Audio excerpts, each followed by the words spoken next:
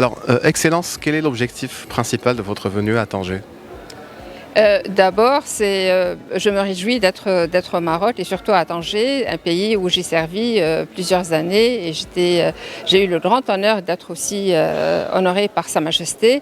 Et comme vous le savez, mes portefeuilles consistent principalement des questions des infrastructures, de l'énergie et la numérisation en Afrique.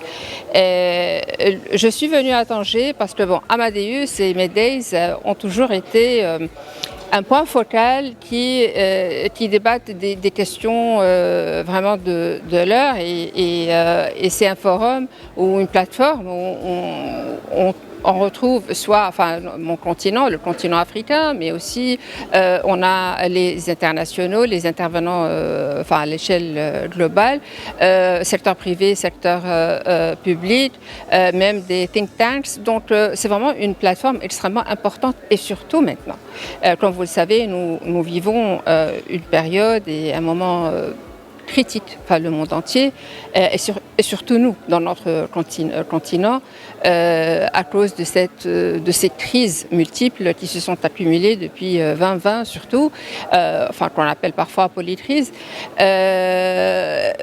aggravées aussi par les questions, les désastres naturels.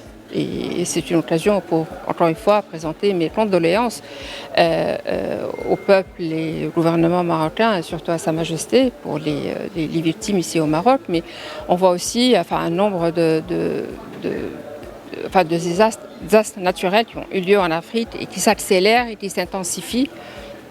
Donc il nous faut une réponse collective, coordonnée, et aussi faire entendre notre voix en tant que la voix africaine à la scène mondiale et vraiment utiliser chaque plateforme pour que cette voix soit bien entendue.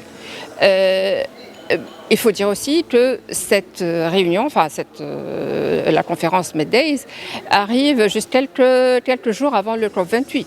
Encore un événement sur la scène globale qui est extrêmement important et je crois que c'est un bon moment de tenir donc cette conférence pour qu'on puisse déjà débattre des questions brûlantes, et j'ose dire brûlantes, puisque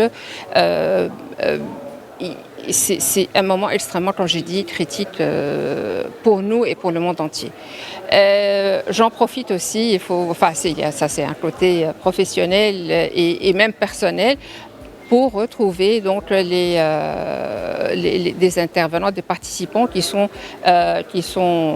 d'influence sur plusieurs dossiers dans le monde entier. Donc il y a le réseautage, le networking, et tous les à côté de la conférence qui sont aussi importants que la conférence elle-même.